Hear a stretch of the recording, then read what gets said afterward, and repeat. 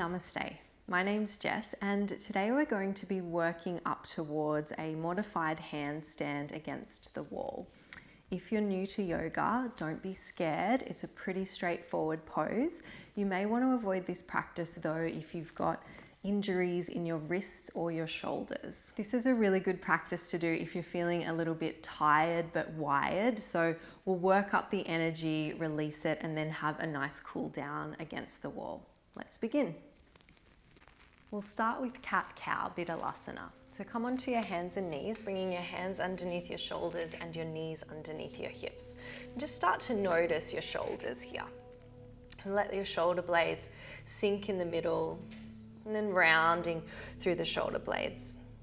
We're not in cat and cow yet. We're just starting to feel through the shoulders, noticing the strength in the chest and the shoulders. So just moving between these two subtle movements. So sinking down in between the shoulder blades and pressing into the hands and pressing up into the shoulder blades. Sinking and pressing. It's really subtle, but you'll start to feel a little bit of strength building through the upper arms. And from here, we'll move into our cat and cow. So as you breathe in, let your belly soften down, look forward. And exhale, press into your hands, round your spine, pressing up between your shoulders as your head drops down. Belly sinks down, breathe in. And exhale to round. And keep moving with the flow of your breath.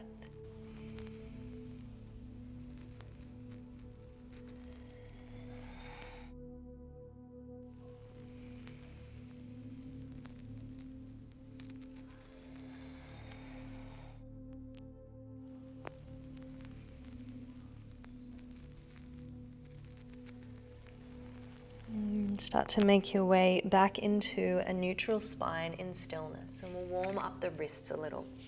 So coming onto the fingers, lifting your palms up off the floor, then release your palms back down. Lift the palms up, release them down. Lift up, release down, and build up a little bit of speed, a little bit of heat, lifting the palms up and down.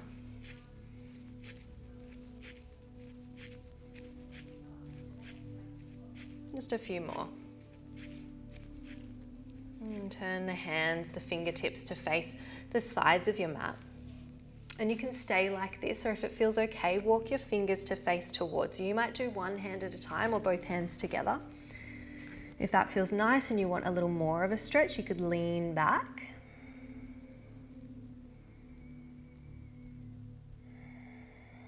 Again, you might do one hand at a time or both hands together. I'm just going to do one hand at a time because my wrists are a little bit funky. Coming onto the tops of the hands.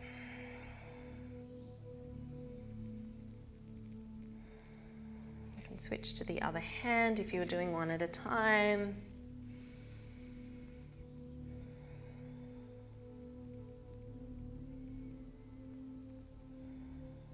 And from here, tuck your toes underneath you. Sit back onto your heels, walking the hands back towards you. You can keep your hands on the floor, or you can sit all the way up onto your heels. And you can choose to do this next pose with the toes tucked, or you can point your toes back behind you. You get a toe stretch at the same time if your toes are tucked. From here, extend your arms out in front of you, press out through the heels of your hands, then close your fingers down. Press out through the heels, fingers spread wide, and close the fingers down. I'm going to untuck my toes now. And then start to move a little faster, building up heat. Faster. Ooh. Arms out by the sides. Keep breathing. One of my least favorite things to do, not breathing, but this pose, these movements. Arms above the head, soften your shoulders. Just 3, 2, 1. Release your arms down by your sides. You can give them a little shake if you like. And from here, coming back onto your hands and knees, and we'll make our way into our first downward facing dog. So tuck your toes, straighten your legs, and send your hips high to the sky. You can bend one knee at a time, shimmy around a little if that feels good. Nod and shake your head as you push the ground away. Feel your spine long, the backs of your legs long, and with softness through the knees, feel the heels releasing down towards the ground. From here, as you breathe in, ripple forward into Kumbhakasana, bringing your shoulders over your wrists. If you'd like to modify, you can drop your knees down to the mat and just pause here with the shoulders over the wrists. Draw your belly in, reach through the crown of your head. If you have the knees lifted, you might like to come into side plank with the feet. So keeping the hands exactly as they are, come to the outer edge of your right foot. You can have the left foot stacked in front of the right or bring your left foot on top of the right. Draw your belly in, open your collarbones towards the front of your mat, keeping your shoulders above your wrists. Slowly come back to center and over to the left.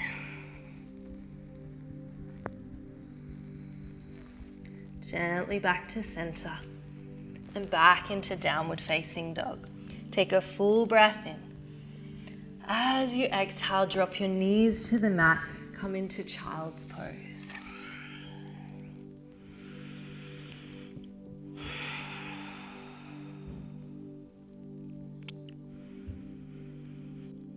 Just taking a moment to feel your breath and your body in stillness after some movement.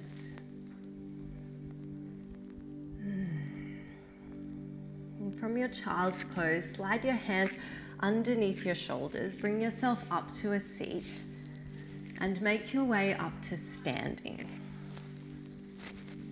From here, we'll move over to the wall. So you can take your mat and bring the short edge of your mat up to the wall, to a wall. And come to facing the wall now, bringing your hands up to shoulder height. We're coming into a downward facing dog variation against the wall. So walking away from the wall until you can press your chest down towards the floor. And you might like to move the position of your arms, your hands. If you're a little more open, it might feel nice to bring the hands further down on the wall. As you push the wall away, let the chest sink down towards the ground. Soften your neck, relax your shoulders, soften your knees.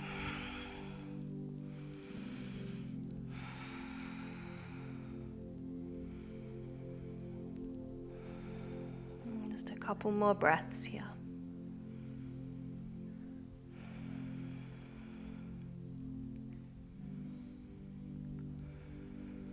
To release, slowly start to rise back up, walking in towards the wall, releasing your arms down by your sides. And now we will come into our Adho Mukha Vriksasana, or downward facing tree pose on the wall. So this is the peak pose of our practice today. So I'll demonstrate where we're going to go first. You'll bring your toes to touch the wall and come into child's pose. So the tops of your feet are on the wall and the toes are touching the wall. From here, extend your arms out in front of you, bringing your forehead to the floor. Come up onto your hands and knees, tuck your toes and come into downward facing dog. So you might just want to watch this first round and then we'll do it again together. Bring your big toes together to touch, bending your right knee, touch the back of your left knee with your right knee.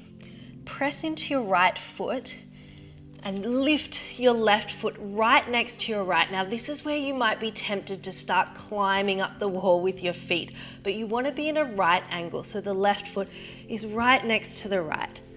Press your chest towards the wall. Oh, I'm getting a cramp in my leg. Press your chest towards the wall. Release the head and neck. And breathe. And to release, come back down into downward facing dog. Really important that you come back into child's pose straight away. Don't try to sit or stand. You want to spend a little bit of time in child's pose so you don't see stars. So we'll do that again together. So starting in child's pose with your toes up against the wall, extend your arms out in front of you. Come up onto your hands and knees. This will give you a fairly good position with your hands for most of us, but I like to bring my hands in a little bit closer here. You'll find ways to modify for you. Tuck your toes, straighten your legs, coming into downward facing dog with the big toes touching. And pause here. From here, bend your right knee, touching the back of your left knee with the front of your right knee, and this gives you the position of your right foot.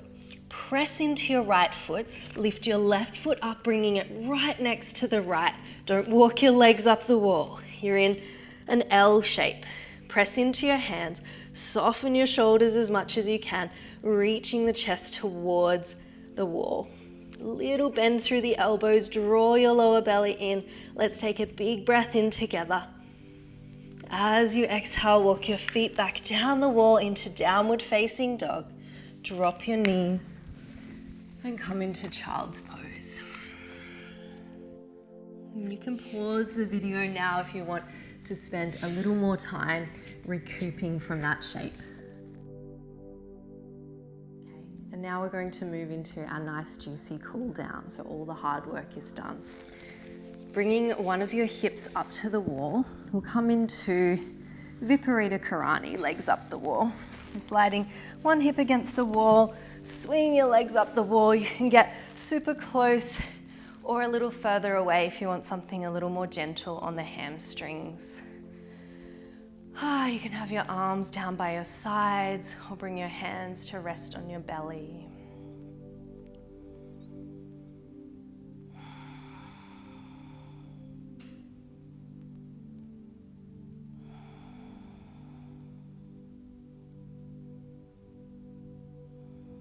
This pose is also known as the fountain of youth.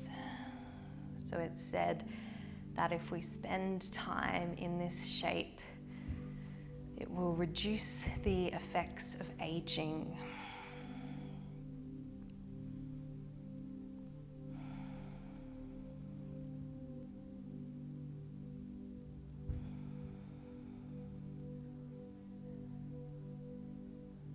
A few more breaths here.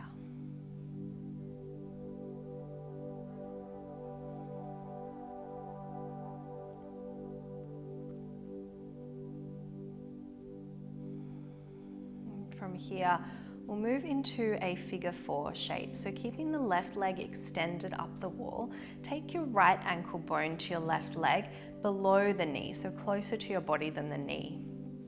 And you can stay here, gently encouraging the right knee to move towards the wall.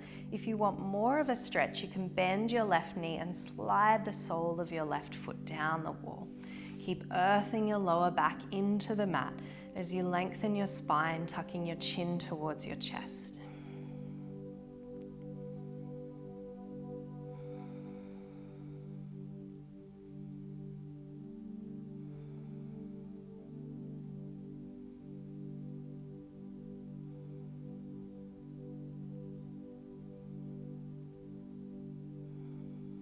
To release, slide your left leg up the wall. Extend your right leg up the wall and change sides so the left ankle bone comes to the right leg this time.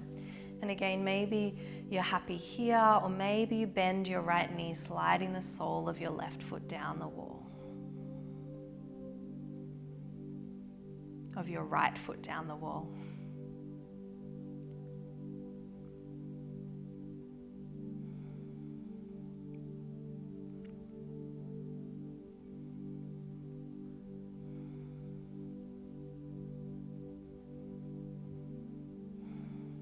To release, slide the right leg up the wall, take your left leg up the wall, just pausing here for a few moments. You may like to shimmy a little away from the wall for this next pose as you hug your knees into your chest. You can stay here with the feet against the wall and the knees hugging to the chest. Or you can come into happy baby or a variation of happy baby. Take your knees wide, rest your hands on your shins, or slide your hands to reach the inner or outer edges of your feet. Feel your lower back press down into the ground as you lengthen your spine. Maybe a few rocks from side to side before pausing in stillness.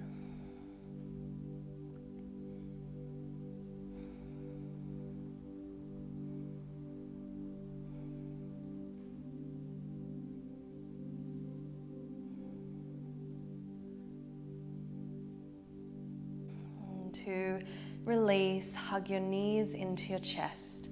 Roll all the way to your right side and slowly bring yourself up to a seat.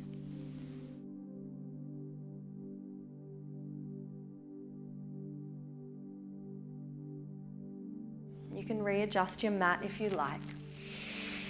And we'll come into a twist before we finish our practice. So lying down on your mat.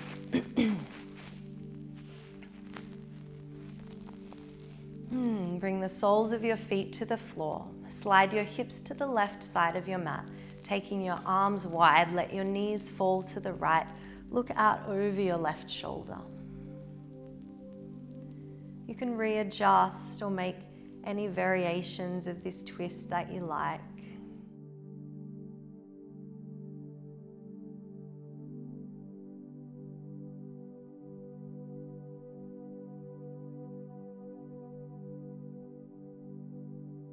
Slowly come back to center.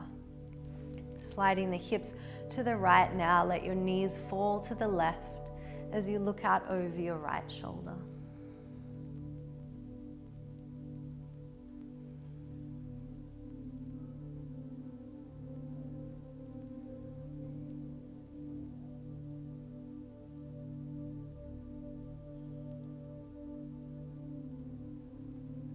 Gently come back to center. Recenter your hips, extend your legs out in front of you. Bring your arms down by your sides for a few moments in Shavasana. Take a long, slow and full breath in and an easy emptying exhale. You can stay here for as long as you like.